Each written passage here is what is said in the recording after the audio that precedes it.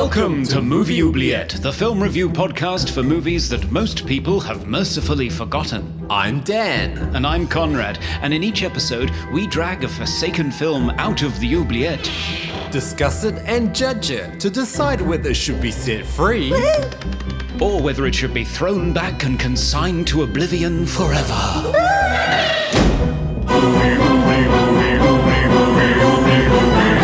We review the films others tend to forget. Come with us and open up the movie oubliette. Hello listeners, you're listening to a special crossover episode of Movie Oubliette with Endless Bullets for Iconicon. This is a continental congealing podcast with me, Dan, somehow buying another synth in Melbourne, Australia. Conrad here, walking out of Jurassic World 3 in Cambridge, UK. And me, Matt Swaford, trying not to melt away in sunny South Florida. In this podcast, we churn over genre films, horror, sci-fi, and fantasy because zombies plus buddy, I can't say it, plus buddy cop movie equals success. Of course. I guess Body Cops works too, though. Oh, yes.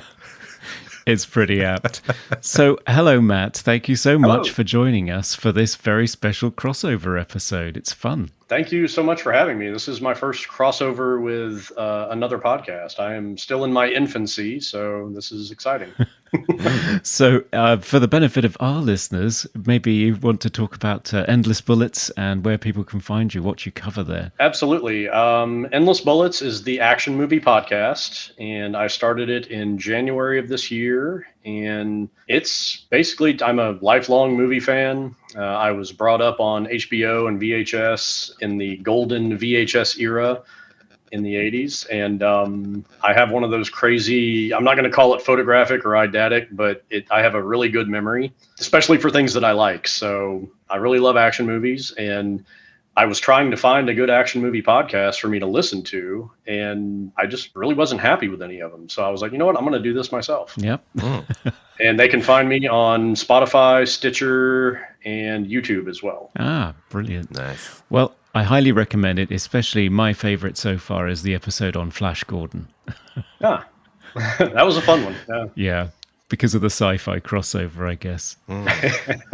So, Dan, you've been buying synthesizers again. That's just it's just a normal addiction. I can't stop. It's I've got a problem, but it's fun. What was it this time? I got a Arturia Mini Brute 2, so it's like a semi-modular monosynth. So pretty nerdy, but it sounds amazing, so that's what counts. Yeah, it'll be coming in handy for those 80s film scores that we have to replicate on occasion. Yes, exactly. You guys do an amazing job of that, by the way. Oh, thank you. Sometimes I'll hear the music and I'll be like, hey, they got the music from, oh no, that's a what do they call riff. it? Yeah. Yeah, it's a lot of fun. Facsimile. But you, Conrad, you walked out of Jurassic World. I had very, very low expectations for that movie, so not surprising. Yeah. No, it's not good.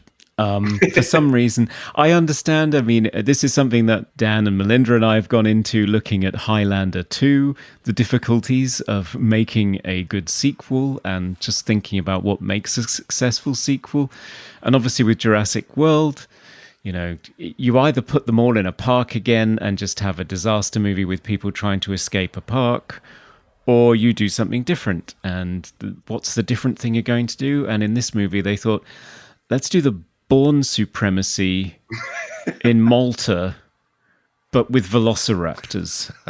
And it honestly, it was just bad. I stuck it out for 20 minutes, but I just didn't care. Wow. It's really quite amazing. Chris Pratt being a charisma vacuum. Can you imagine that? Wow. Yeah. How? I don't know. It was boring. It was totally unengaging. I just left. So there we go. Okay. Sorry. So, Conrad, shall we move on to the mailbag? Have our listeners been talking to us? They have, yes. So we are still getting mail about Shocker. Oh. Surprisingly enough. Seems to hit a chord. We heard from our Patreon, Ozma, who said, hi, Dan and Conrad. So I watched Shocker despite the fact that you put it in oblivion forever. And you know what? You were 100% right. But I couldn't resist watching a Wes Craven movie with nightmare sequences. It was too tempting. In fact, all the rather crude references to Nightmare on Elm Street are some of the things that really pissed me off about this movie, as well as the main actor and his weird way of whispering all the time. And the same day, Vampire in Brooklyn aired on TV, and I thought, great, that should reconcile me with Wes Craven. But it didn't. It was even worse. I think now all I have to do is watch Nightmare on Elm Street again. It's been a disturbing day, and I really should have listened to you. Yes, we did warn listeners. But yeah, I haven't seen Brooklyn, Vampire in Brooklyn. No, me neither. Is that the Eddie Murphy movie? It's not good. It's Eddie Murphy is a Jamaican vampire, and you keep waiting for the jokes and the funny, and it just never comes. And wow, oh my, it's not good. Okay, yeah, okay. Well, I feel really sorry for Ozma now. That sounds like a double bill from hell. On Johnny Mnemonic, Eddie got in touch to say, I'm in the same boat as Dan. I was and still am a fan of Johnny Mnemonic, even with all its flaws. It was the perfect storm at the time it came out, as I was playing the Cyberpunk 2020 and Shadowrun role-playing games with my group 3 to 4 times a week. Between them and films like Circuitry Man, Hardware, Nemesis, Blade Runner, Brazil, Ghost in the Shell, and Max Headroom 20 Minutes into the Future, I was ready for some dolphin hacking action. yeah. I mean, that's a great list of films as well. I mean, I haven't seen half of them, but big fan of Brazil. That's one of my favorite movies. That's a great one. Yeah. It only went in through a coin toss, and I think that pretty much sums up how people react to that movie. Oh, It's definitely. a bit of a Marmite job. It I is think. very polarizing, that movie. Yes, for sure. I think so. And that wicked person got in touch with the best zinger of the week with, wait, was there a heroin-addicted dolphin or a heroin-addicted dolph in this movie? Nice. We can neither confirm nor deny that wicked person. By the way, this podcast is purely for comedy purposes. And of course, finally, we heard from Serge of Cold Crash Pictures. Hello, Serge. Hello, Serge. And he said, Johnny Mnemonic has some cool ideas, but the main character is dull as dirt, the stakes never feel high, and it's hard to figure out why anyone does anything from scene to scene. Maybe I've just been spoiled by The Matrix, but that's all I wanted to watch throughout my screening. And I love how Conrad and Dan can both mock the goofy hacking scene, I'm making a phone call, and still go different ways on the final verdict. Yeah, I know. I mean, I completely agree with all of those points, Serge, but I still liked it. Still love it. Yeah. The nostalgia factor was high. So yes, we enjoyed all of your messages, everyone. So please do keep sending them in. We love hearing from you. Yes. So I guess we better figure out what we're going to cover in today's episode. And Matt, as our guest and co-host today, we thought you might enjoy a trip over to the Oubliette to fetch something for us. Oh, let me see what I can find over here. Let me walk over and... it's a dead body. Oh, wait, there's a machine over there. I got an idea. Go on here.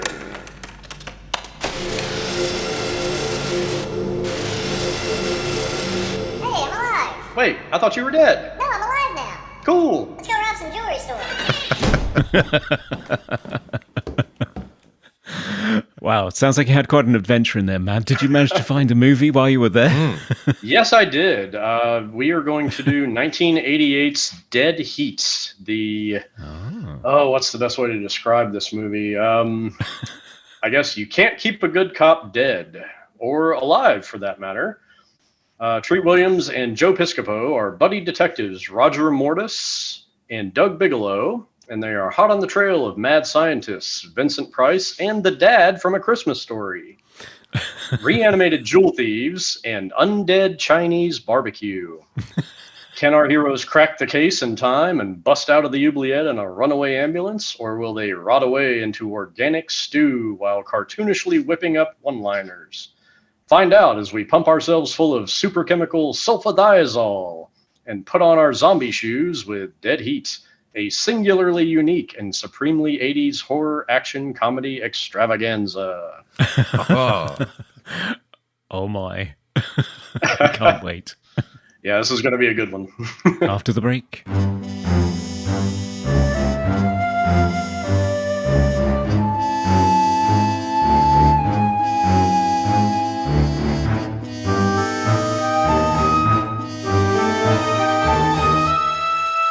And we are back to talk about Dead Heat, the 1988 Treat Williams, Joe Piscopo buddy cop zombie movie. Matt, you suggested this movie to us. I'd never seen it before. I had never heard of it. Dan, I think you were in the same boat. never heard of it. Nope.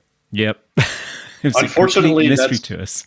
Unfortunately, that's usually the case with this one. It is very obscure, and that's why I knew it would be perfect for our crossover.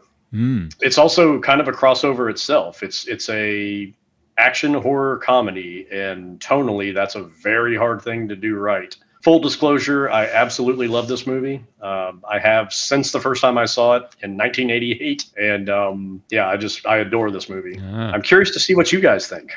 Yeah, I mean, you adore this movie so much that listeners out there, he is currently dressed as Treat Williams. This character, Roger Mortis. In the film. Watch the video version for the full effect. Well, like him before he gets blown up, but yeah, and with no hair. So how did this movie come about? Because it's a New World Pictures movie, isn't it? It looks like a low-budget affair. That's correct. It's New World Pictures, which was a spin-off of Roger Corman's studio. And they were mostly known for doing, kind of lower budget, mid-tier, not even mid-tier, but like lower tier stuff like Vamp and this and just a variety of other movies. They were a step above Canon Films, but they weren't quite in the Warner Brothers or anything like that category. And the movie was written by Terry Black, who is the brother of Shane Black from Lethal Weapon fame and The Long Kiss Goodnight, Last Boy Scout, etc. And this is pretty much the only movie he ever wrote, which is kind of odd. I guess that didn't really take off his career, but and directed by Mark Goldblatt, who is a legendary editor. He edited Terminator, Rambo 2, Commando, Predator 2, The Last Boy Scout, True Lies, Starship Troopers, Armageddon, Bad Boys 2. He's kind of action movie royalty as far as editors go. And he only did 2 movies himself as a director. He did this and the 1989 Dolph Lundgren Punisher film. Oh, wow. Okay. Yeah. I've not heard great things, to be honest. It's not that bad. It's solid. It's solidly directed. It has problems story-wise, and Dolph Lundgren's got very limited range, I guess. And he was still kind of mastering English at this point. It's not that bad. Okay, I want to check it out. I've seen the like early 2000s Punisher or 90s Punisher, which was okay. Those were they're all kind of their own animal. Yeah, for sure. For quality. Also, Mark Goldblatt was the second unit director on RoboCop, which I feel like is what got him this gig. So he certainly knows his way around an action movie. Yeah, I mean, yes. when you look at the list of movies that you just mentioned, he's worked with like big name directors. Yeah. Like James Cameron, Michael Bay, Joe Dante. These are massive budget movies, and this is not a massive budget movie. It is not. This was a $5 million rough estimate budget, and I feel like they left every single bit of that money on the screen. I feel like they really maximized it with the effects and the makeup. Oh, the effects. Again, that's incredible effects. Actually blown away by some of the scenes. Right? Yeah. Definitely. But there are other aspects of it that, I alluded to the fact that it obviously does look like a low-budget movie. I think you get that from the opening titles, because I was surprised that this was 1988, because the opening titles, with a white Helvetica font with a drop shadow over the top of a cityscape, and the film stock looks ropey as all hell. and some of the camera work is quite sort of handheld and janky, and it looks like it's, this is take 2 of the 2 we could do before we had to move on. So some of it looks a little bit threadbare here and there. It does, and I feel like a lot of that comes from it being a virgin director, basically. Sure. But yeah, there's definitely a TV quality to it. Yeah. Yeah, I mean, also, like, other aspects, the sound is not great. Like, it sounds like the microphone is, like, way away from the actors in some scenes. Very echoey. Yeah. Some of the, like what you see, Conrad, some of the acting, I was like, is that the take they went with? Like verging on Nicolas Cage type acting, like just sudden outbursts that just come out of nowhere. Yeah. Well, one of the opening, not the very opening scenes, but the scene when they're in the convertible and we're first introduced to Bigelow and Mortis, and Mortis is driving and Joe Piscopo is just kind of playing the bongos on the dashboard. Yeah. And he's just kind of making monkey faces at Treat Williams and eating a hot dog or whatever it is. I feel like I could have shot and framed a better scene than that, because it's literally like, wait, are we rolling? Like, what's going on? I know. Yeah. I feel like those were like, oh shit, I didn't know you were actually recording this, Yeah, I've got my mouth full of stuff from the craft service table. Yeah. So it's a buddy cop movie. We are introduced to our 2 buddy cops. As per usual, they are, I think usually there's well, I don't know, I'm just thinking of Lethal Weapon, there's the straight arrow that's a month away from retirement, or there's a straight arrow and then there's one who's a little bit of either a rookie or somebody flies by the seat of their pants and just breaks all the rules to get the job done. But both of them seem to be pretty maverick. I think they're both getting in trouble all the time. Yeah. Well, I feel like, Bigelow is the unhousebroken one of the 2, but they're both like single, no kids, no families, and just kind of flying by the seat of their pants, and they're both kind of mavericks and just, they're the renegade kind of cops that are always in trouble. But one of them is like the wisecracker meathead, and then the other one is kind of like the professional. I at least look professional in my suit. Yeah, but they're basically the same guy. But you do get a sense that they're friends. Like, they seem like they would hang out, even though they have very different personality types. Yeah, I mean, there definitely was a connection. Like, they did seem like they were buddy cops. Like, they sort of fulfilled the premise of a buddy cop movie. If one of them was black, it would have been even more of the buddy cop movie. But yeah.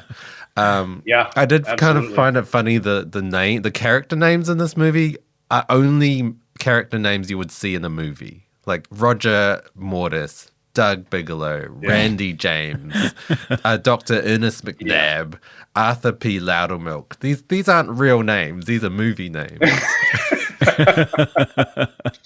Well, I love the pun with Roger Mortis too, where it's like rigor mortis. I see what you did there. Yeah. Only in the 80s, I think. Even as a 10-year-old, watching this movie, I'm like, oh, his last name's Mortis. He's going to be the one that dies. Yeah. Did you think that maybe they took the Bigelow character just a little bit too far? I mean, there's the boorish womanizing stereotype, but I mean, some of the things that he said during this movie, I don't think it's just that they aged badly. I think they were pretty appalling at the time. Yeah.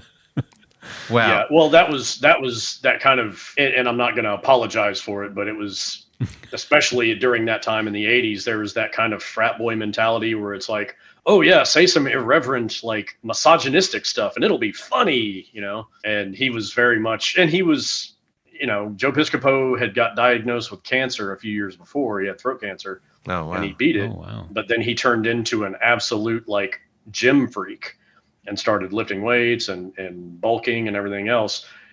And you totally see that in this movie. I mean, every scene where he has his jacket off, he's, bowed up and flexing and he's doing specific things where it's like, oh, hey, this is going to pop my tricep out. I'm just going to do this for no reason. Right. Like nobody in the world has ever sat like that on their desk.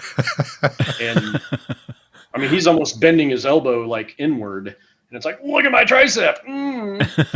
But and good for Even him. notice that. Oh yeah, it's as a guy that lifts weights, like everything he's doing in that movie, it's like like, oh, pardon me, look how big I am, and that looks like a skinny guy that all of a sudden woke up one day with muscles, and that's kind of how he's acting. Right. Yeah. I mean, I did watch it with my wife, and she was just like scoffing at the screen every time he said anything. She was on the verge of walking out of the room every time he was he had his lines. Yeah, some of them are really disgusting. Even the last line that he has as they walk off into the distance. It's like, I'd like to be reincarnated as a girl's bike seat. It's like, what? Yeah. Who says that? Well, and that's the horny 80s for you, where it's like, look how horny everybody is. Isn't that funny? Yeah. Yeah, it was such an unnecessary line. Yeah, there's a nice little slice of homophobia thrown in there as well when Roger, who during the course of the film dies and is regenerated. If you're not au fait with the storyline, we'll explain why in a moment. But he does die during the film and get resurrected as a zombie during the course of this buddy cop team's investigations. And his lips go very, very pale at one point. So he buys some lipstick to try on. And of course he gets shamed for it, and by his partner putting on sort of a stereotypical camp voice and telling him that it brings out the color in his eyes. And it's even brought back again later in the movie as a device to bring Joe Piscopo's character back from some sort of hypnotic trance or some sort of mind control. He's resurrected with the homophobic gag, and the fond memory of that homophobic gag they shared comes flooding back. So that's the only part of that I like, is that they used a moment of joy between them, like a little funny moment. I just hate that that's what it was. Yeah, it's a shame what it is, but I mean, they're a couple of guys. It's going to happen, isn't it? I mean, like, why that shade of lipstick, though? I mean, I know. How is that going to work? As an amateur, he really should have started with something lighter, I think. Well, and I love after he puts it on and they show up at Randy James's house, she's like, what happened to you? And he's like, cut myself shaving. And he's literally cut his lipstick all over his lips. And that's one of the funniest lines in the movie to me. And it's just kind of a throwaway. Yeah.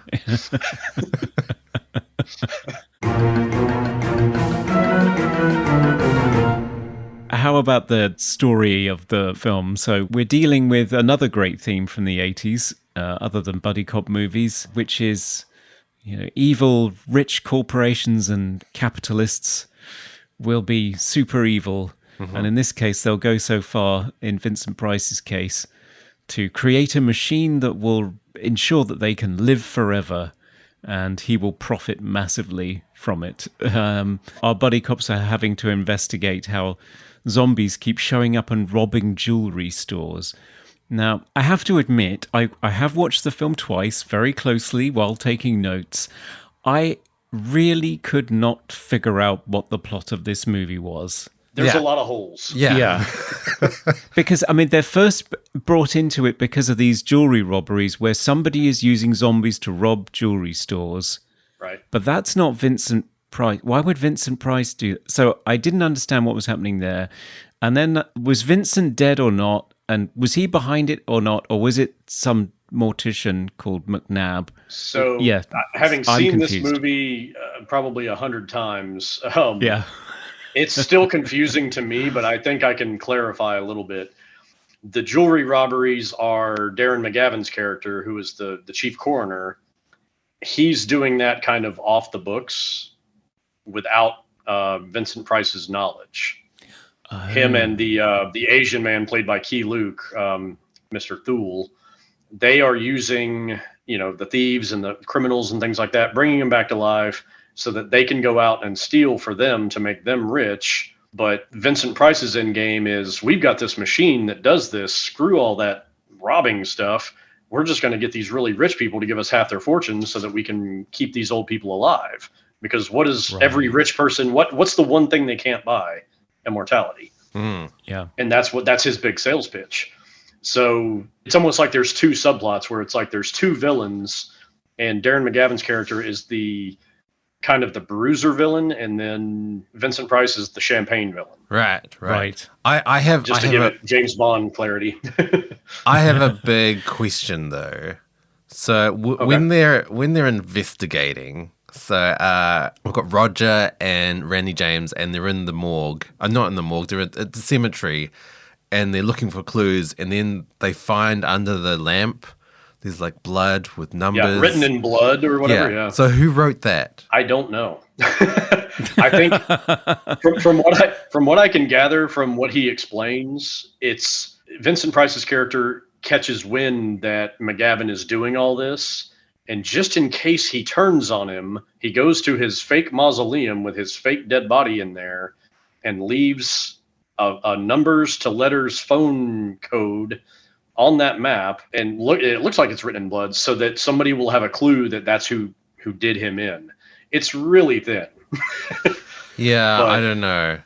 Yeah, it's really thin. It doesn't work for me, but that's what I've gathered. I think that's what was the idea in the script. But Yeah, I mean, it's really, really loose. it doesn't really make sense in the sort of overall story arc, because you find out that Loudermilk is part of the big plot, so that makes no sense. Yeah. But when you don't know that, and the twist isn't revealed, then you think, oh, he's still dead. This was his last Right. message to help. They keep it a little ambiguous too, where you don't know if he's died and then they've used the machine on him to bring him back, or if they just pretended that he was sick and then somebody else put a body in there. They don't really explain it, and I feel like as he was writing the script, Terry Black was like, you know what, I need a clue that tells Detective Mortis who the bad guy is.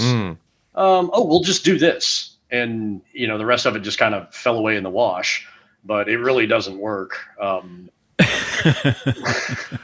Yeah, but I feel like this movie's Yeah. so much fun, and you have to really kind of suspend disbelief for so much of this movie that it kind of soldiers through that and just keeps pushing.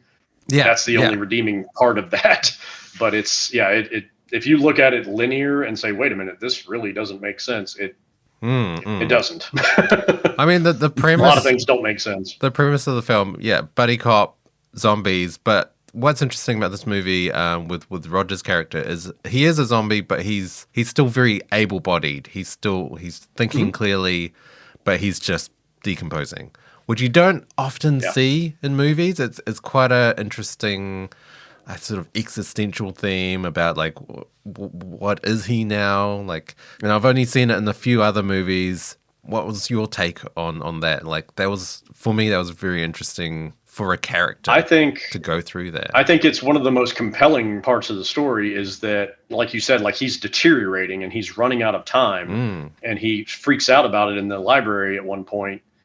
And my favorite line, non-comedic line from Joe Piscopo in this movie, is when he kind of chases after him and calms him down and says, nobody has all the time they need, Roger, nobody. And it's such a really deep emotional line, and it's true, but it's nobody has all the time that they need to live, and he's got this truncated amount where it's like, I've only got 6 hours left, I can't do this. And it's a really beautiful little scene, even though it's clunkily shot because he runs like 25 feet and then he's like, oh wait, and he's all out of breath, and he's like, that was a hell of a chase. It's like, no, it wasn't. You ran 25 feet. We saw you. Yeah. Mr. I'm in shape. Really slowly as well. Yeah, they're like, they're just kind of like listing through. Mime running. That's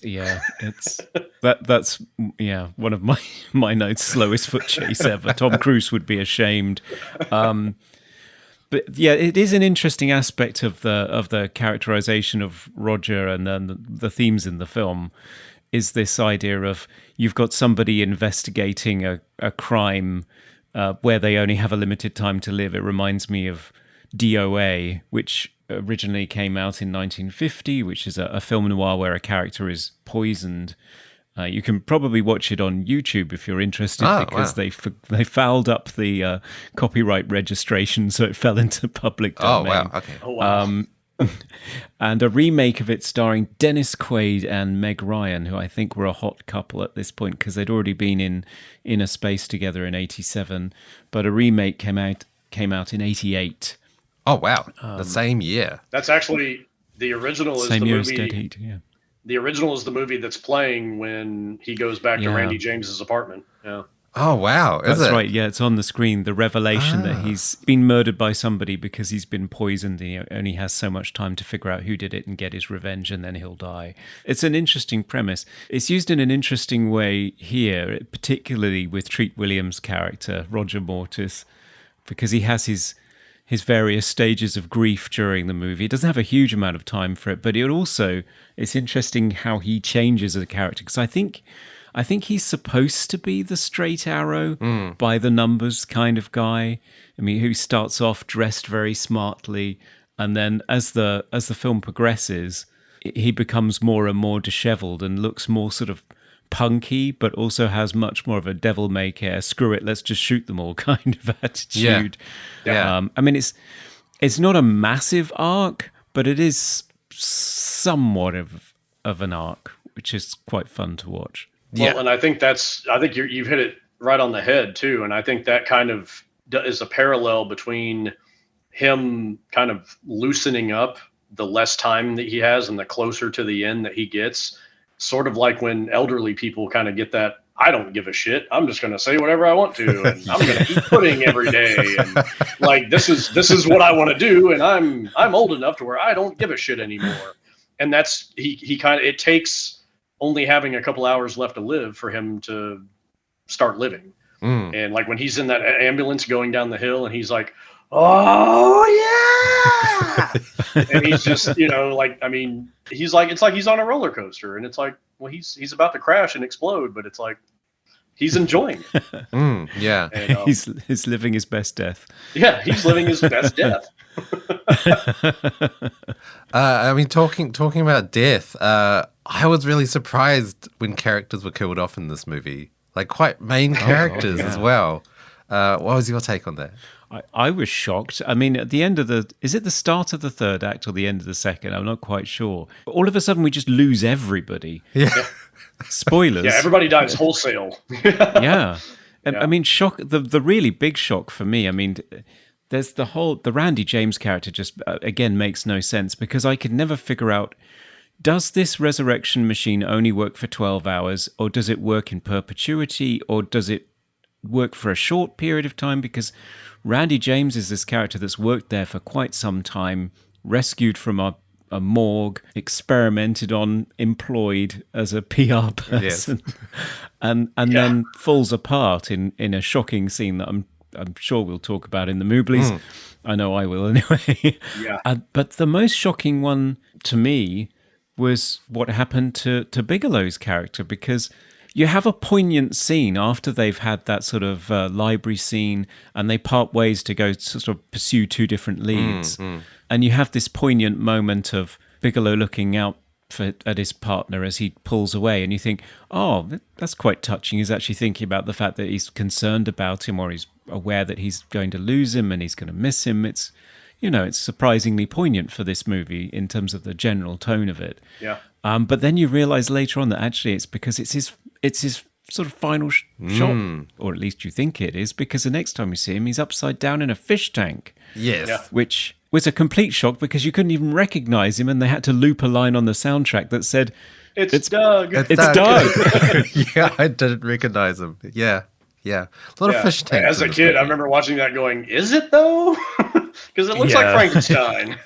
Yeah, it does not look like him. I mean, he's got a mullet, but other than that, it's pretty difficult to tell. Yeah. But he's upside down and he's a dummy. I mean, it's not going to be great. Yeah. Is it? Also, Roger doesn't seem hugely affected by it. No. And then it's followed immediately by Randy James's death, and then you've got the ambulance. It's just like a series of things happening in quick succession. Well, the thing that gets me about her death too, and like what Conrad was saying, is like, how long has she been alive? Like, I heard at the beginning of the movie that they can't keep popping them in and like it's a microwave and just heating them up. So how does that work? Like, why does she have a job if she's basically one of these zombies? And I haven't confirmed this, but my idea of it is that she's kind of like the test for them to prolong it, because at the end, Vincent Price is selling it as, we've perfected this one. This model is, there's no issues. Like, we're going to reactivate them and they're not going to just waste away. So I think that she was probably the prototype for that. Yeah. But then you would think, well, she should probably know that. And then why wouldn't she be doing everything she can to get back there and get recharged, unless she just wants to die and melt away? Yeah. So it doesn't make any sense. And I also don't buy the little burgeoning romance between her and Mortis. She's known him for less than a day, and it doesn't feel right. It's like, Yeah. and she's also got kind of a femme fatale. I feel like she watched that DOA from 1950, and she's like, oh, imagine what you could do with a search warrant. And she's just kind of trying to be a snarky bitch, and it just doesn't work that she would give a shit about either one of those guys. Yeah. I mean, I didn't really get the whole romance thing. I don't know. I don't think they really pushed it too badly. I did find her character was a little, like, just poorly written. She didn't really do a lot. She was often just kind of standing around with her arms like this. And often, if they wanted a change in the plot, she would just be like, oh, yeah, I lied. This actually happened. And then later on, oh, no, I lied again. No, this actually happened. It's like, who wrote this? Yeah. And then you have Rebecca, another mortician. No, forensics scientist. No, she's a coroner. That's right. Sorry, she is a coroner. She's an assistant coroner who is an expert in forensic pathology.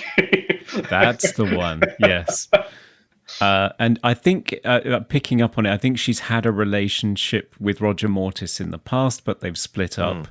And so I think they're sort of hinting at them still having feelings for each other. Certainly it still seems to be quite raw. And then, at the end of the movie, she just shows up on a stretcher in an ambulance. She's been killed, comes out of nowhere. That character's dead too. Yeah, I know. Yeah. So they just lay waste to the entire cast so that it's basically just Roger Mortis versus Vincent Price for the finale, which I was shocked by. I think they had to get rid of her because otherwise I feel like they needed a reason for him to just say, you know what, I don't care anymore. Like, YOLO. Like, sure. That's it. She's dead now. I don't got anybody. Let's ride an ambulance down a hill and to a fireball. Yeah. But he kind of used that as motivation too, where it's like, oh, I got to get these guys, even more so than avenging himself. Yeah. Sure. Yeah. I think you're right. He had nothing left to live for. Well, I mean, one little note. I did think it was another little cliche that when Rebecca and Randy meet each other, they instantly hate each other. Yeah. You cannot put two women in the same room as Treat Williams without some sort of cat fight just breaking out instantly. Well, I love have she's no like, idea why. You work here? I did like Doug's line, though, after that. Chillier than normal in here. Yeah. Well, and Piscopo is on Saturday Night Live. I don't know if you guys have ever watched any of his old stuff when he was on there with Eddie Murphy, and he was really funny. Right. And he had some really good comedic ability in that arena. He does not have a good screen presence for film. Right. And most of his lines in this movie, when he delivers them, it's jarring. He's just not built for screen acting. He's fine on a skit show or whatever and doing stand-up. A talented comedian, but he just didn't have dramatic chops whatsoever. But some of his lines in this are really, the ones that aren't terrible are pretty funny. Yeah. I always remember him as being a holographic stand-up comedian in Star Trek: The Next Generation. I think it's season 2, episode 4. Wow. Where he shows up, where Data is trying to learn a sense of humor by watching Joe Piscopo as a hologram. Not being funny, as far as I remember, but that's probably not his fault. That's probably the writer's fault. But yeah. Well, he had a lot of very lame shtick too, but he was really good at impersonations and and things like that. So he had his tool bag of tricks, but I feel like he's at maximum density in this movie. Like, this is all you're ever going to get out of Piscopo. Yeah. Yeah, I mean, Yeah. he's just walking around with like the Fonz like leather jacket. I just expected him to go, "Hey, woman, am I right?" Like it's just that's pretty much his character. Yeah. Well, at one point, a woman walks by him, and he's like, "Oh, hello. I'm gonna go. Oh no, sorry, I got work to do." Yeah. Yeah. They lay it on a bit thick. I think Treat Williams is, no pun intended, just a treat in this film because he is having so much fun. I love watching his character in this movie, and how you said how he's kind of stuffed shirt at the beginning, and then he just turns into this kind of like fun goofball at the end, but he's still driven. So it's a weird stew. Talking about another actor in this movie, has a very, very, very small role. Robert Picardo is in this movie. Yes. Yes, he is. Yes. Bless him. He shows up very early on with a splendid moustache as the poor policeman who's saddled with this renegade cop duo turning up and ruining his gig. And stealing his car and trashing it. Yeah, so he's the angry by the books guy from The Office who never achieves results, but yeah, He's it the seems to be the 80s butt of their jokes. He's the 80s action movie Wimpy Lieutenant. Yes. Yeah. He's very good, though. He is very funny in a very, very short cameo appearance. Well, I feel like that Mark Goldblatt got his start with Joe Dante. And I feel like there's a Joe Dante connection with Robert Picardo. There's also a deleted scene that had Dick Miller, who was a Joe Dante regular. Right. Mr. Futterman from Gremlins and the gun store clerk in Terminator and things like that. And he has a deleted scene where he's a security guard in the mausoleum when they're in there. Wow. And it's on the 4K from Vinegar Syndrome. And I saw that and I was like, holy shit, it's Dick Miller. Why didn't this make the cut? Right. Ah, Dick Miller. He was kind of Joe Dante's good luck charm, wasn't he? He was in everything. Yeah. Yeah.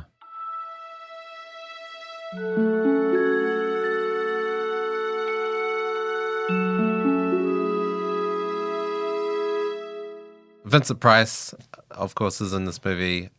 He's, very renowned for being in a lot of genre films. I really don't know him that well. I have to say I've only seen him in House on Haunted Hill, the original, and the abominable Dr. Phibes. He was in the original The Fly. I didn't realize. Do you guys know Vincent Price very well? Oh, yes. Yeah, I'm a huge Vincent Price fan. He had a very long and interesting career. And I first learned of Vincent Price. He did the voiceover in Thriller. Right. Yeah. Of course. At the end of Thriller, where he's like, the hounds of hell. And he does the whole soliloquy at the end of that. That's where I first heard of him. Then I'm like, who's this guy? And then, growing up watching horror movies and things, it was like, oh, he was in the original Fly and Dr. Caligari, I think. And just a lot of, he also did Westerns. Oh, and wow. He had a very interesting, like, weird career. And I just remember his elocution being so perfect, just the way he talked and the way he just, it's like watching an artist or like watching a dancer dance when he talks. It's just the way he hits some of his syllables and things. And just, it's really elegant. And I've always just really enjoyed that. He also did a ton. I don't know if this was, I doubt that it was a thing in the UK or in Australia or New Zealand, but he did a lot of commercials in his later years. In the 70s and 80s, he was the guy for your commercials. And if you ever want to find out about Vincent Price doing commercials, go on YouTube. Okay. And he sold everything. And when this movie came out, he was in 1985, he was selling Tilex bathroom spray, board games. He was the spokesperson for the Dairy Council selling cheese on commercials. Wow. It's like, how do you know if your yogurt is real? Look for the seal. And he's like doing all that kind of stuff. And he was selling Time Life books about witches and wizards. He was doing local commercials for sub sandwich shops. Okay. And he was like, I heard from my cousin. It brought me this sub. And he's like, he's doing this whole thing. There's one where he's doing one for a bank. It was like Citibank or something like that for ATM cards when those were brand new. and his wife's talking about the bank and all the rewards and the miles they get. And he's over in the corner, like watching his bug zapper killing flies. And he's like, marvelous. And it's like, but he was Oh, it pays quite well. the, Advertising definitely pays well. So yeah, he why was not? getting that money, you know? That's incredible. Yes, I only know him, from the latter stage of his career. So it's sort of like Peter Cushing and other people, Christopher Lee from that era. They've been massive in horror movies from the Gothic period of the 40s, 50s, and the 60s. And then the people who grew up watching those movies would have them cameo in their movies. So I know Vincent from Edward Scissorhands, for example, where he shows up as Edward's creator. And yeah, definitely Michael Jackson's Thriller. But he was kind of playing off his horror movie credentials at that point and cackling in toothpaste commercials or whatever. So yeah, why not? Why not? Yeah, he was great. He was also in the as far as sci-fi, he was in the original Last Man on Earth, which is what I Am Legend, the story that's based on. He was in the original film version of that, and it's pretty good.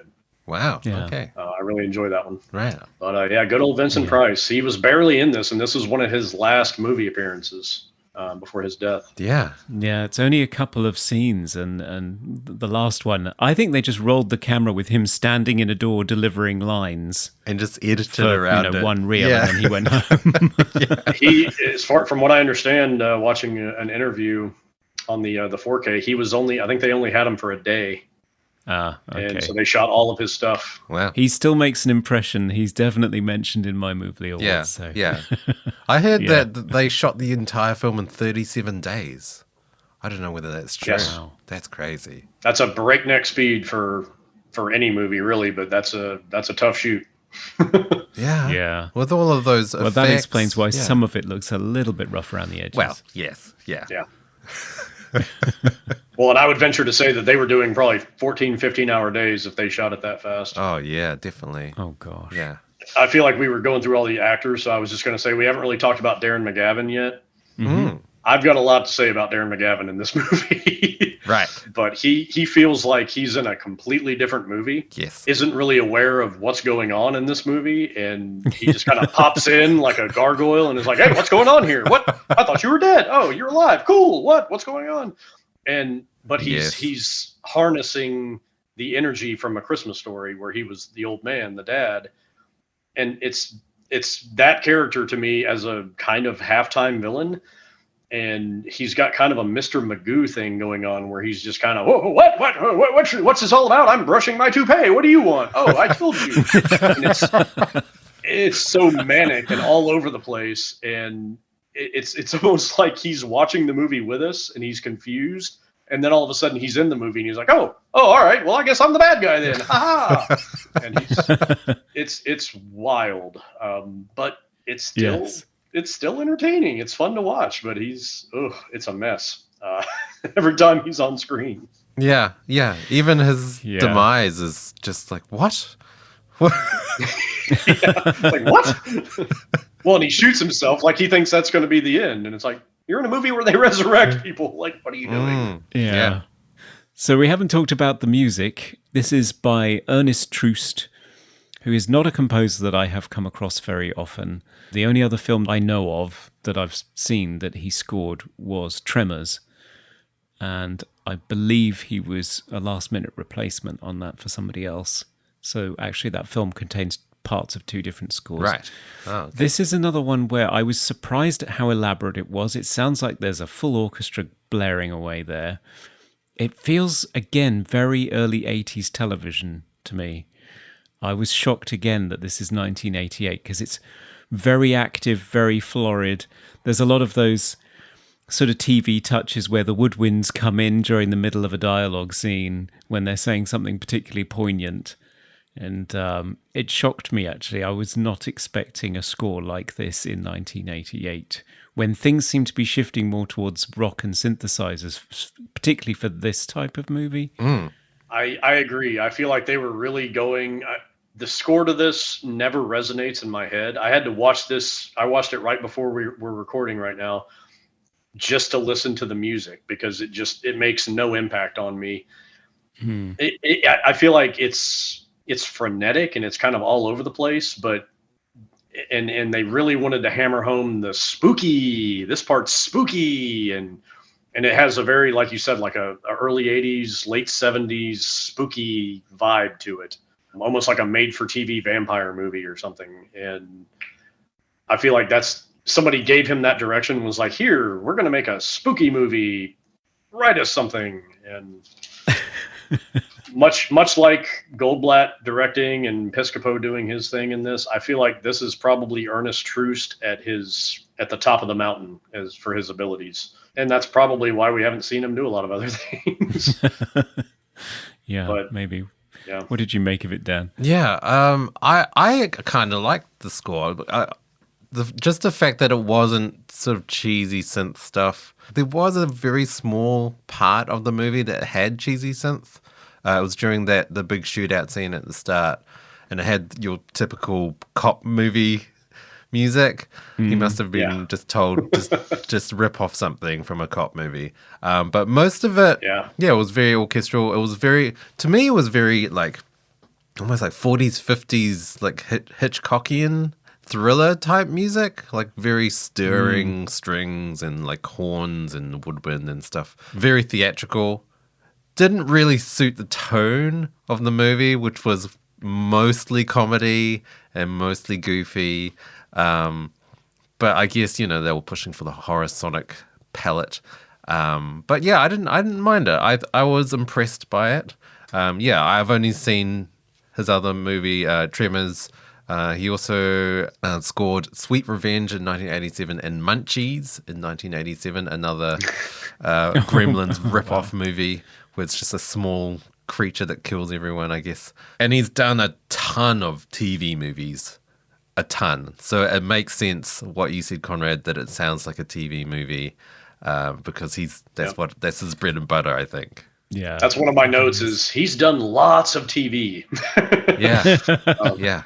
Well, and there's kind of a gothic quality to some of the score in this movie too, which Yeah. like that's what I meant by the spooky. And I feel like some of it works, but some of it's just really kind of and it's just kind of like whimsical, like inquisitive. Like I don't know, it's a little weird. Yeah. You mentioned Dan. You mentioned the shootout, and there's something I want to point out about that. There's two things I want to point out about that shootout. There was, again, you guys being out of the United States, you probably wouldn't know about this event, but there was a real life shootout, and it's one of the worst in U.S. history, called the North Hollywood Shootout that happened in 1997. Oh, wow. And it very closely mirrored the shootout in this film. Oh, wow. Which was 9 years before. But it's two guys. They were robbing banks, and they robbed a couple of armored cars before this. But they robbed a Bank of America, and they had, I think, 3 fully automatic weapons that they had tinkered with. And they had thousands of rounds of ammunition, and they fashioned body armor onto themselves. And I mean, you can find all this online and all of the details about it, but there was almost 2,000 rounds fired by both them and the police. 12 officers. I can't remember the exact stats, but I think 12 officers got killed or got injured and 8 civilians. And it went on for like 44 minutes. Wow. And they were shooting these guys, and they wouldn't go down because the armor that they had fashioned was so powerful. So it's a very eerie parallel to the shootout at the beginning of this movie. Oh, wow. Wow. Yeah. See, I was going to point out that it's, the namesake of your podcast, Endless Bullets. It does seem to go on for a long time without anyone reloading. Yeah, it does. Lots of bullets fired, and I feel like it's kind of prescient too, where they're like, "Why aren't these guys dead yet? We shot them like 50 times each." And I'm sure that's what the cops were saying in 1997, where it's like, "We keep shooting these guys, and they won't die." But the other thing I was going to point out about that is that one of the zombie gunmen that's in that scene is stuntman Peter Kent. Do either of you know who Peter Kent is? I do not know. No. He is Arnold Schwarzenegger's stunt double. So he has done all of the really famous, like the Terminator 2 jumping the motorcycle scene. That was Peter Kent. Oh, wow. Oh, Okay. yes. From I think 85 or 80, 84, 85, all the way through his career, he's been his stuntman. Right. That's right, because it's one of those cases like Vic Armstrong for Harrison Ford, where, for a long lens, the resemblance is close enough that you can get away with showing his face quite a bit, I think. Yep. Okay. Yeah. Yep, that's him. Yeah, wow. Little I did tidbit not there. know that. Yeah. Now it's time for random trivia. Well, it's time for random trivia, and because we have a crossover co-host today, Matt, what fabulous bit of trivia did you find for us in your resurrection chamber today? Well, I have the 4K of this that just came out from Vinegar Syndrome, and there's a lot of special features on it. So I was watching the interview with Mark Goldblatt, and towards the end of his interview, he mentioned that I guess for whatever reason, they had Vincent Price cast for Loudermilk, and they had him on set, and they wanted to shoot him first, I guess to get him out of the way or whatever, because it was such a small role. And then I guess the budget or something like that, they had some kind of budget crisis where they're like, we've spent all of our money. We can't afford him. Wow. So we can't afford to pay him. And they had to kind of break the news to him. And they said, well, we'll have to just roll with, somebody cheaper or whatever. And he was already in costume and makeup. And he said something to the effect of, well, the show must go on. This is for the art. So let's do it. And all of these nice people are here, and they've put in the work, and so he did that role for free. Wow. Yeah, which I feel like that's just it speaks to what a sweetheart that guy was, and just how awesome and privileged we were to have him. Yeah. Yes. Wow, that's amazing. That is incredible. I mean, it's Vincent Price for free. Yeah. Yeah. Well, and he was getting all that commercial money at this yeah. time. So Well, this is true. this was probably just a drop in the bucket. It's I'm doing this for scale. Yeah. Oh, bless him. And that's our trivia.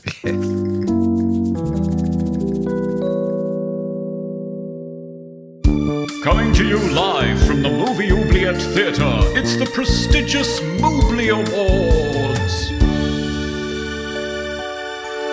Okay, it's everyone's favorite part of the podcast, the Mobley Awards. It's where we present our favorite upside down in a fish tank parts of the film in a number of second time resurrecting, exploding categories. Best quote. I've got a bunch of favorite quotes in this. I feel like everybody's favorite is going to be when Randy James, when they're in the Chinese barbecue after the fact, and Randy James looks at Roger Mortis and says, "Oh, your finger, you're hurt."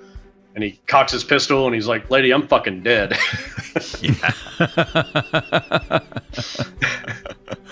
That is a great quote. Yeah. So many good Yeah, one-liners. I'd say that's my favorite. Yeah.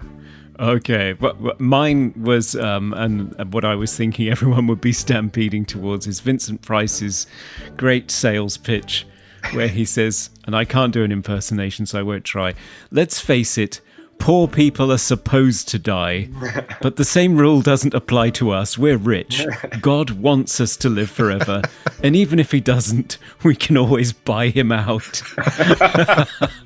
I love that little giggle he gives at the end of that too. It just punctuates it so nicely, where he's all like, How about you, Dan? I mean, there are an incredible amount of one-liners in this movie. Like, they really pulled out all the stops for those classic cop one-liners. But I do like it when Doug is trying to console like Roger about his whole predicament, and he says, "Let's just go find those suckers and trash their ass." And then Roger like corrects him. It's asses. It's like, what? And I love that when he says, "It's asses, Doug, it's plural." And then he literally, right after he says it's plural, Doug looks at him and goes, "Plural?" Like he's teaching a dog how to fetch or something. He's like, "Plural?" Best hair or costume. Obviously, I'm going to pick Roger's change of clothes from Randy's wardrobe, which Matt has kindly displayed Modeling for us now. For the video.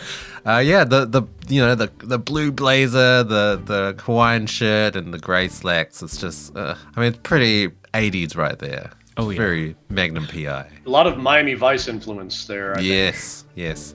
Oh, that jacket, the sleeves are just waiting to be rolled up, I think. Yeah. Absolutely. Yep, indeed. Yep, I had the same thing.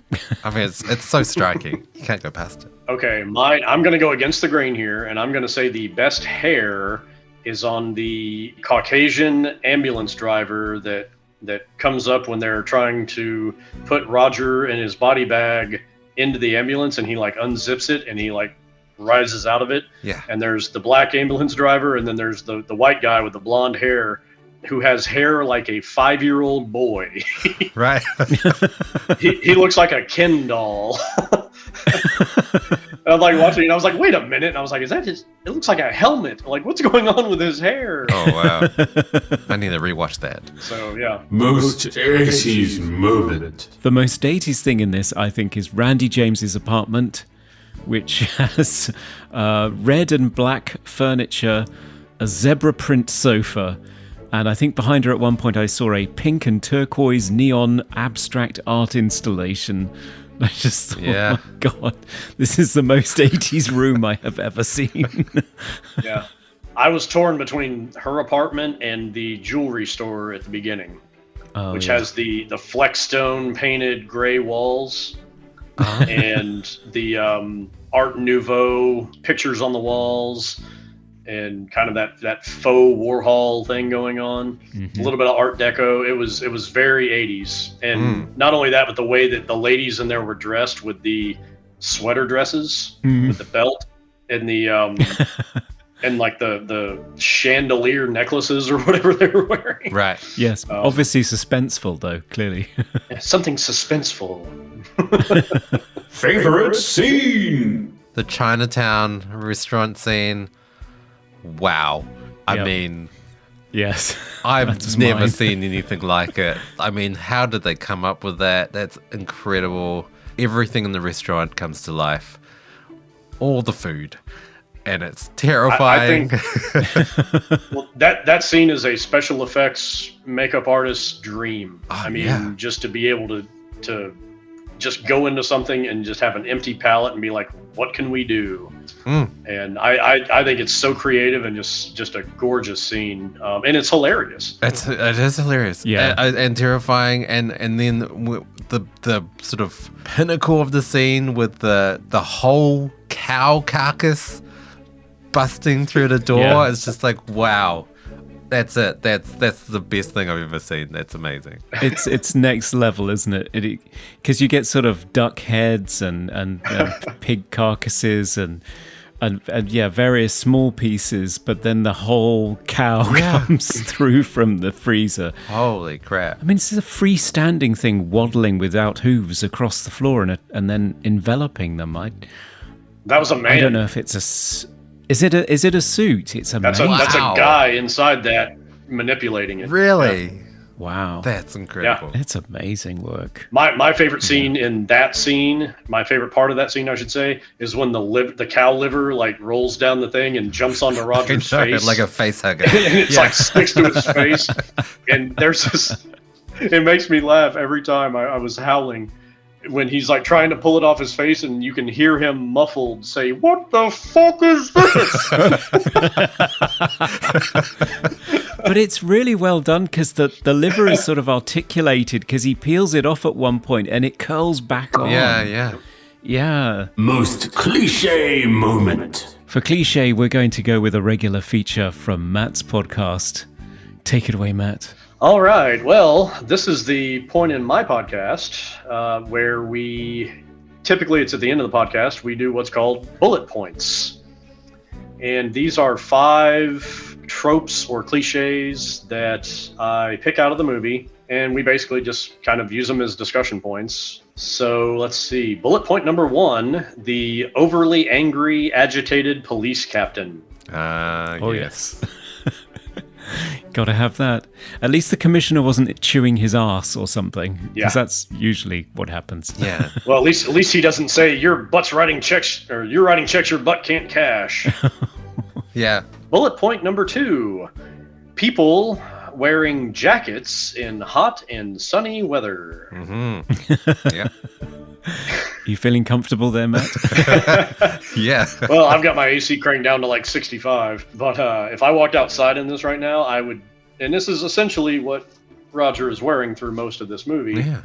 It's bothersome when you see somebody riding in a convertible, sunny weather, leather jacket on. Yeah. Bullet point number 3 is, I had it written down differently, but I like the way you ordered it, Conrad. The shooting things to solve problems. Yes. And they shoot the lock off the mausoleum. He shoots the telephone out of McNabb's hand. Bigelow shoots the head off the reanimated duck that's squawking at him. But the one thing that they don't shoot is what? That would have changed the entire plot. Yeah, and I was screaming at the movie because when Roger gets locked in the asphyxiation room, yep, Doug's got guns lying all over the floor around him, but he does nothing but sort of pat at the door in a futile way. There's a big glass window there. He does nothing about it. And I was just, this is the thing you're not going to shoot at? His friend's dying, and he doesn't shoot at the glass. Yep. Insane. Yeah. Bullet point number 4 is the undercover detectives riding around in an ostentatious, expensive, or rare vehicle. They are riding around in a 1960 Chevy Impala convertible that is bright red and has white trim. Can't be more than a couple of those in Los Angeles, and they are undercover today. Yep. Yeah.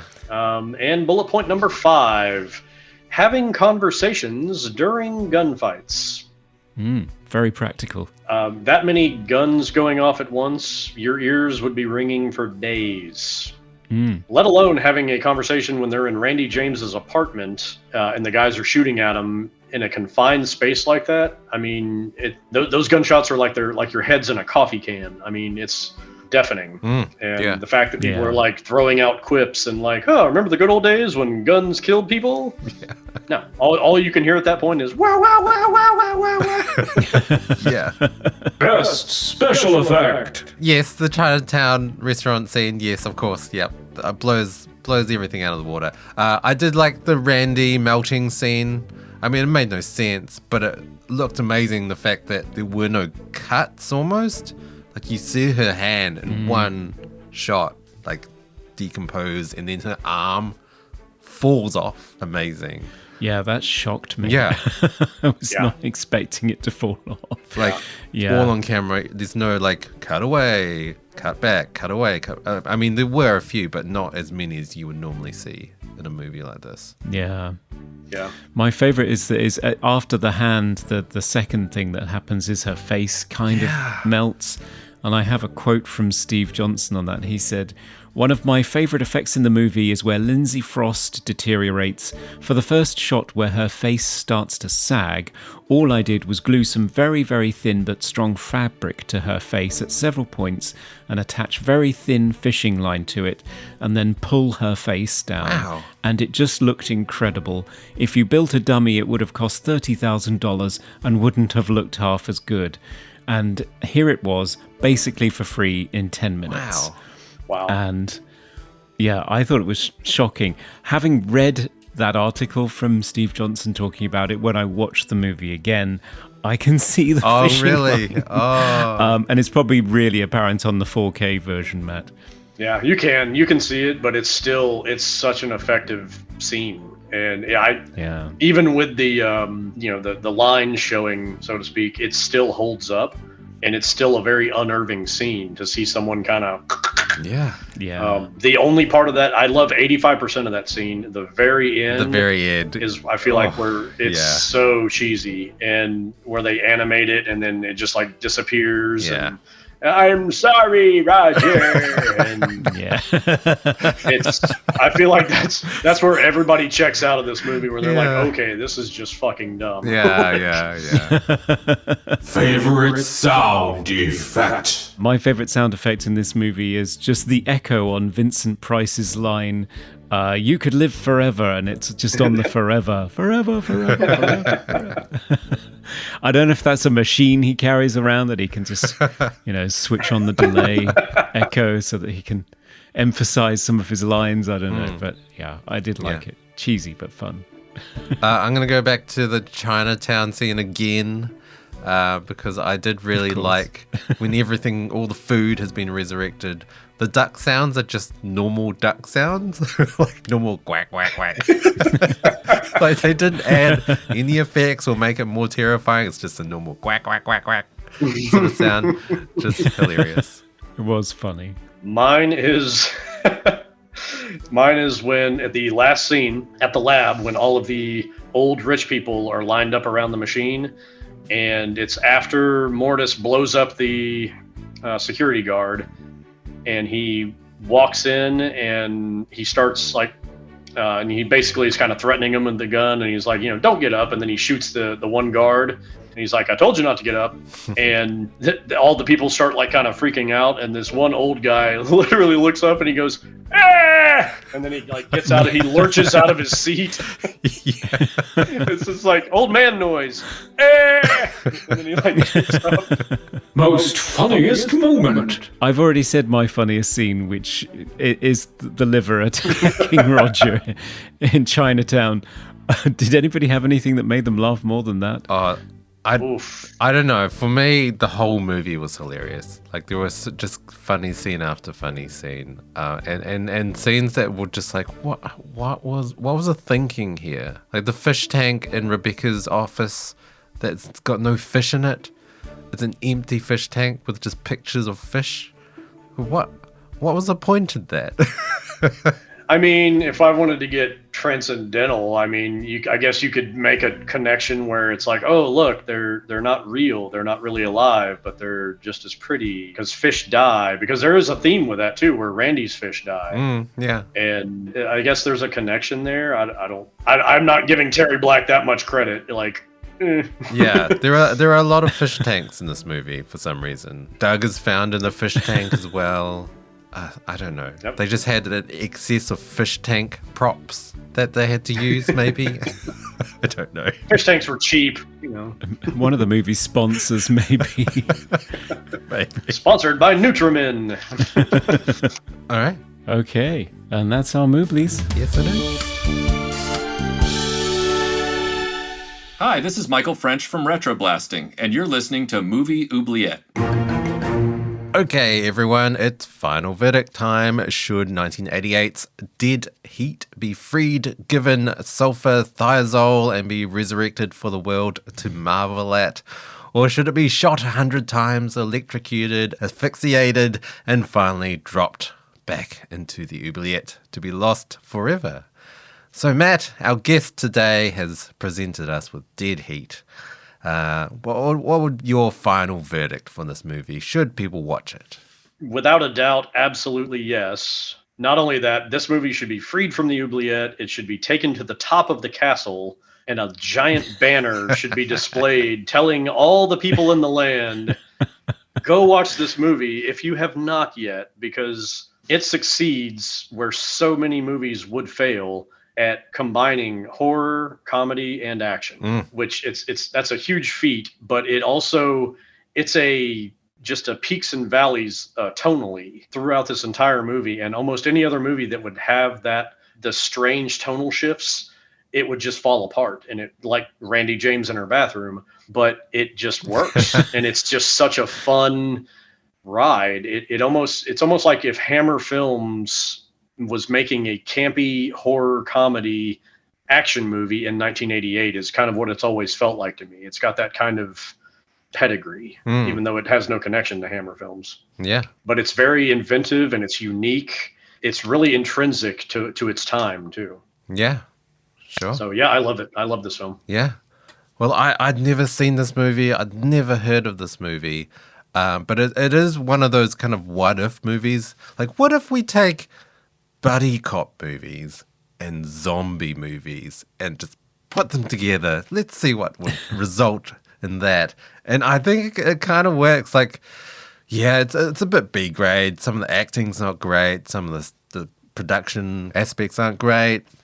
But the effects are outstanding. Like, I was shocked at how good some of the effects scenes were. Just floored by how good they look. And yeah, it's not great for like female characters. They don't have a lot to do and they're just killed off unceremoniously.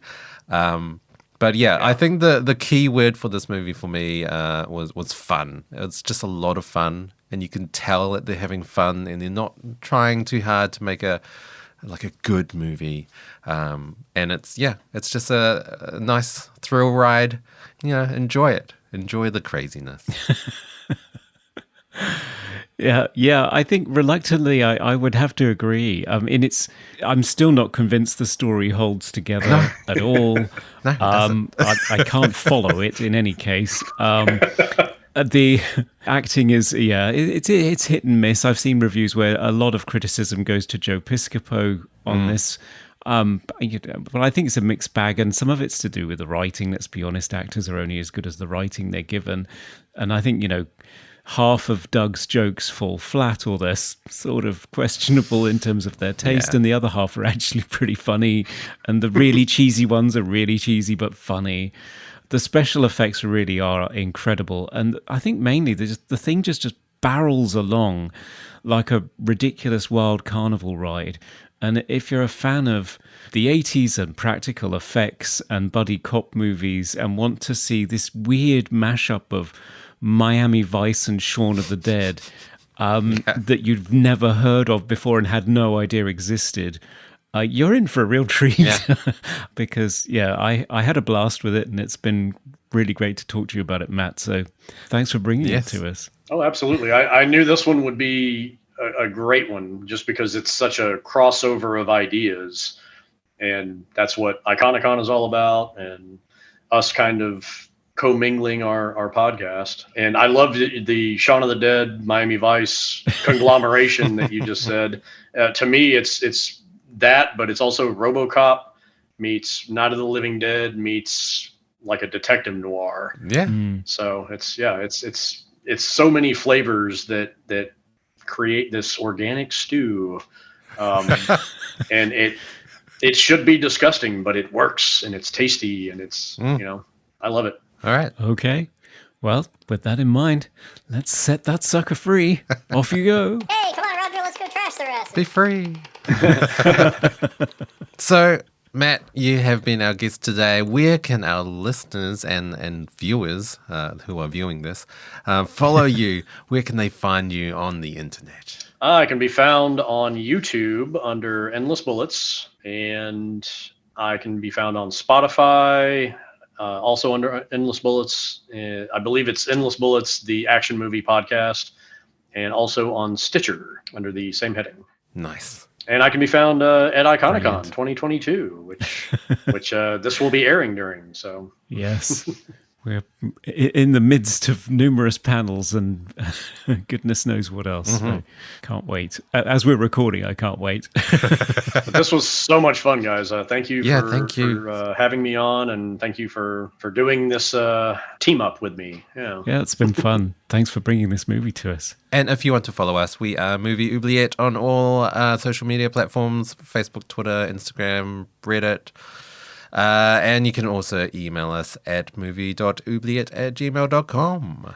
And if you want to contribute towards the show to make it possible, because it only exists because of our Patreon subscribers, then head on over to Patreon, where for as little as $1 you can nominate or vote on films for future episodes. And for $5 you get access to our exclusive monthly minisodes. Yes. And merchandise, Redbubble, that's where it's at. And also check out the Iconicon designs as well. I've already got mine on my t-shirt, and it's great. I've never been on a t-shirt before. That is all three of us are on that shirt. Yeah, that's amazing. Oh yeah, that's right. Yeah. Yeah, I'm not wearing it yet. I'm still saving it. But Okay, Conrad, I guess what we need to know now is what are we doing next episode? well, we've been in the 80s and 90s for a while and looking at a lot of science fiction and horror, so I thought this time we would go to the 2008 science fiction fantasy adventure film City of Ember. Oh, I do remember seeing that movie, actually. I thought it was, yeah, definitely undiscovered at the time. No one seemed to have watched it. No, I don't think they did. I think it sank without a trace, grossing only 17.9 million against a budget of 55. Jeez. Oh, that's got a sting. Yeah. Wow. So, poor movie. Directed by Gil Keenan of Monster House fame and starring Saoirse Ronan, Harry Treadaway, Mary Kay Place, Bill Murray, Martin Landau, Toby Jones, and Tim Robbins. It's got quite the cast, quite the pedigree in terms of crew. So, Yeah. I think at the time, Saoirse was relatively unknown as well. yeah, she was. Pretty young. Early film for her. So, yeah, fascinated to revisit this. I have seen it, and I remember nothing. Yeah, I don't remember much either, but yeah, I'm keen to revisit. Yep, it's in the oubliette. I have forgotten it entirely. So, should be fun. Yes. Well, thanks for being with us, Matt. Yes. Can't wait to do it again. Yes, thank you for having me. All right, listeners, until next time, goodbye. Bye for now. Bye. We review the films others tend to forget. Come with us and open up the movie oubliette. Roger, he said I should hurt you. But I'm gonna hurt him. Kill that guy, would you?